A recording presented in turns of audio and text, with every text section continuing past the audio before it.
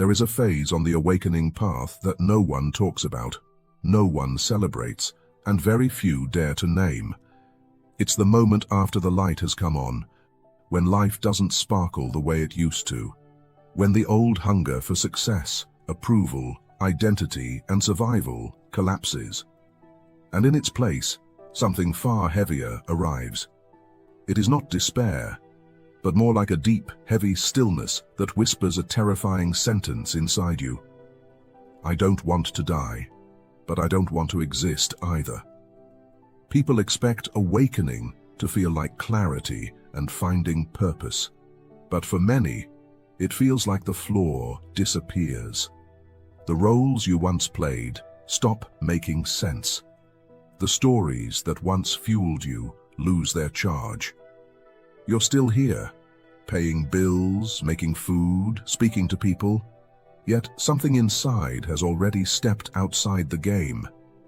You don't feel suicidal, you feel post-survival, as if the part of you that was designed to chase life has quietly retired. This is where the phrase ego death stops being poetic and starts being physical. Carl Jung never framed awakening as an endless rise into light. He warned that when the old self dissolves, there is a long interval where meaning collapses before it reorganizes. The psyche dismantles its former scaffolding before it can build a new one. And during this collapse, the nervous system doesn't feel enlightened. It feels disoriented, empty, suspended in a silent waiting room between who you were and who you are becoming. The desire not to exist is born here, not from wanting to die, but from losing attachment to being someone. For years, your ego kept you moving through desire, fear, ambition, comparison, and longing. Even pain gave you structure. Then awakening arrives, and the structure melts. You see through the illusions that once motivated you. You recognize the masks. You detect the unconscious games. You sense the mechanical nature of the world. And suddenly, the question isn't, how do I succeed? It becomes, why participate at all? This is not pathology or a defect. This is a threshold state of consciousness. In-depth psychology, when the ego dies faster than the deeper personality can reorganize, the psyche enters a vacuum. In this vacuum, nothing feels urgent. Nothing feels meaningful in the old way. The will disconnects from survival-based goals. Desire goes silent, not because it is wounded, but because it no longer recognizes the old objects as real nourishment. From the outside, people may think you are sinking into apathy or depression. Inside, what you feel is stranger than that. You can sense reality more clearly than ever, yet you don't feel pulled by it. There is awareness without appetite, presence without attachment. You are awake, and that is exactly why existence feels optional. Spiritual traditions describe this as the death of the false self. Buddhism speaks of the dissolution of craving. Mystical Christianity writes about the long purgation between selves. Sufism calls it the annihilation of the personal will. Jung mapped it psychologically. When the ego loosens its grip, the unconscious floods the field. And when meaning was previously supplied by the ego, its collapse feels like losing gravity. This is why the desire not to exist feels so confusing. It carries no violence, no panic, no despair. It feels neutral and flat, almost neutral enough to be mistaken for peace, but not really. It is the sense that the old contract with life has expired and the new one hasn't yet been written. Many people at this stage fear they have gone backward. They search for ways to feel normal again. They try to revive motivation, attraction, and hunger. But what they are really grieving is the death of their old psychological engine. The system that once ran on fear and craving can no longer power the next phase of their becoming. The nervous system doesn't know how to live without appetite yet. So, existence feels heavy, not painful, not urgent, just unnecessary. Days continue, you function, you speak, you eat, you work. But the old inner yes to life is gone, and in its absence, a terrifying neutrality takes its place. This is where many mistake transformation for collapse. But collapse is only the first movement. The psyche cannot stay in the vacuum forever. Something older than survival begins to stir. A layer beneath the ego, a layer that does not live for validation, performance, or fear, starts organizing in silence. And until it is ready to speak, you remain in the in-between, alive, aware, unattached, and secretly waiting for a meaning you can no longer manufacture. After the old psychological engine shuts down, the body is the first to notice. The mind may still understand what happened, but the nervous system is confused. For years, it learned to move based on pressure, urgency, identity, reward, and threat. Now, those signals weaken. The body waits for instructions that no longer arrive. This is where many people feel hollow, flat, and distant from hunger for life itself, and they don't understand why. Psychology explains this as a regulatory shock. The ego once provided constant stimulation, goals, fears, fantasies, tension, and pursuit. When that structure dissolves, the nervous system drops into a low arousal state. It is not depression in the classic sense, it is deconditioning. The system is unlearning its addiction to survival-based motivation. From a spiritual lens, this stage is the death of compulsive becoming. The mind no longer rushes toward the next version of itself. The identity that needed to prove its worth has loosened. The will that was sculpted by lack has run out of fuel. And instead of instant freedom, what arrives first is silence inside movement. This is why the desire not to exist feels bland rather than tragic. It is not about escape from pain. It is about the absence of inner pressure. No inner push, no chase, and no urgent pull toward the future. The personality is still here, but the driver has stepped out of the seat. In Jungian language, this is the moment when the ego no longer dominates the psyche, but the self has not yet taken the throne. The conscious mind floats without an organizing center. The inner hierarchy dissolves before it reorders itself at a deeper level. This is why people say, "I don't feel like a person the way I used to." That is not metaphor. The psychological structure that once defined personhood is literally rearranging. Other psychological frameworks describe a similar process. In existential psychology, this is the collapse of meaning structures. In trauma-informed therapy, it resembles a freeze response without fear. In transpersonal psychology, it is called a non-ordinary state of consciousness. Different languages, same terrain.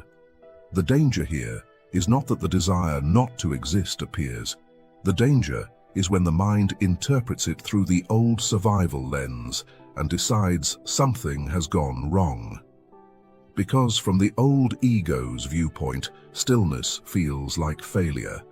The ego was designed to strive. When striving dissolves, it panics. It labels the void as sickness, regression, or loss.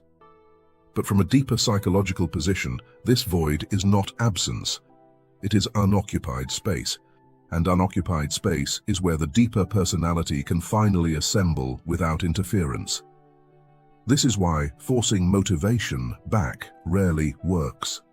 Trying to get your old self back increases inner conflict. You are asking a dissolved structure to resurrect itself in a psyche that has already outgrown it. The nervous system resists because it knows something irreversible has happened. What actually begins to grow here is a quieter form of being, a mode of functioning that does not originate from hunger, lack, or fear. At first, it feels empty because it does not speak in cravings. It speaks in subtle orientation. You may notice faint changes, sensitivity to what feels false, intolerance for internal contradiction, withdrawal from meaningless rhythms, attraction to simplicity without effort. This stage feels disorienting because it offers no dopamine-rich signals. There is no dramatic pleasure and no rush of becoming, just an unfamiliar neutrality that slowly reshapes perception. Spiritual traditions describe this as the desert phase. Not punishment, but a preparation. The excess noise of the psyche has been stripped so that a different intelligence can surface. Jung described this as the withdrawal of projection, when the soul no longer externalizes its meaning onto people, achievements, or future fantasies. When projection retracts, the world loses its glow. But what replaces it is not darkness. It is depth without decoration. This is also why relationships feel different. You may no longer feel pulled to perform, impress, cling, or merge. Old emotional strategies fall apart. You start seeing people without the filter of need.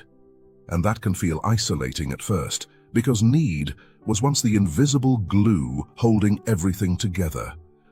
The desire not to exist is therefore not a wish for disappearance. It is the psyche's way of saying, I no longer recognize myself in the old shape of life. You are still alive, still present, still aware. But the reference point that once defined existence has dissolved. And until a new center stabilizes, life feels suspended between meaning and neutrality. This is not where the process ends. This is where the deeper reorganization begins. What eventually shifts is not motivation in the old sense. What returns is orientation. Not the restless urge to become someone, but a quiet recognition of where life now wants to move through you. This is the moment Jung described as the emergence of the self, as the new organizing center of the psyche. The ego no longer runs the system, but it still exists, now in service rather than command. The desire not to exist fades, not because life suddenly becomes exciting again, but because existence is no longer experienced as a personal burden. It becomes participation rather than effort. You still feel fatigue, you still feel limitation, but the inner resistance softens. You stop arguing with being here. This is where many people misunderstand integration. They think awakening ends with bliss. In reality, integration is the slow shaping of a life that can hold the consciousness you now carry. The psyche must learn how to live without the old fuel sources. A new form of energy begins to take their place, not driven by hunger, but by inner alignment. Meaning returns differently now, not as ambition, not as fantasy, and not as identity. Meaning becomes relational rather than performative. You may feel it when something quiet feels true, when a choice feels clean, or when your body relaxes into an action without inner bargaining. This meaning does not shout, and it does not promise greatness. It simply feels honest. Spiritually, this is the movement from awakening to embodiment. Awareness is no longer an escape from the world. It becomes the way you inhabit it. The nervous system slowly learns to move without panic. Pleasure becomes subtle but steady. Even discomfort changes texture. It no longer feels like threat. It feels like weather passing through. Jung warned that many people remain trapped in the liminal phase because they romanticize the death but resist the rebirth. It is easier to live in the identity of the one who has seen through the world than to actually re-enter life without illusion. The desire not to exist can quietly become a refuge, a way to avoid the vulnerability of participating again. But participation now has a different quality. You no longer barter yourself for validation, and you no longer chase reflections of worth. You engage because something in you resonates, not because something in you lacks. This is also where the shadow returns in a new way. Earlier, it was dismantled alongside the ego. Now it reappears as raw vitality. Anger, passion, desire, creative force, all resurfacing without the old distortions. Not suppressed, not compulsive, but integrated. The shadow stops acting as an enemy and begins to behave like power with conscience. People describe this phase as ordinary life with unfamiliar depth. You still work, you still relate, you still choose. But the inner posture has changed. You are less impressed by the world, yet more intimate with it. You need less from it, yet feel more inside it. From a spiritual angle, this is what many traditions call returning to the marketplace after the vision on the mountain. You no longer seek transcendence as escape. You live as awareness within form. The mystical becomes practical, the cosmic becomes human, and this is perhaps the greatest twist in the whole process. The desire not to exist was never pointing toward absence. It was pointing toward a new way of existing that had not yet taken shape. What dissolves during ego death is not life. It is the idea of life you were unconsciously serving. Once that dissolves, existence must be rediscovered without pre-written meaning. And that rediscovery takes time, because the psyche does not move by insight alone. It moves by rhythm, by regulation, and by gradual trust in a new inner gravity. Slowly, the nervous system learns that being here no longer requires performance. The heart learns to attach without losing itself, and the mind learns to rest without collapsing. And slowly, the will returns, not as pressure, but as preference. You begin to choose again, not because you must, but because something inside now leans toward life in a cleaner way. Jung called this individuation the movement toward becoming what you were before fear taught you who you should be. Not perfection, not enlightenment as a costume, but coherence. A life where inner and outer no longer fight for control.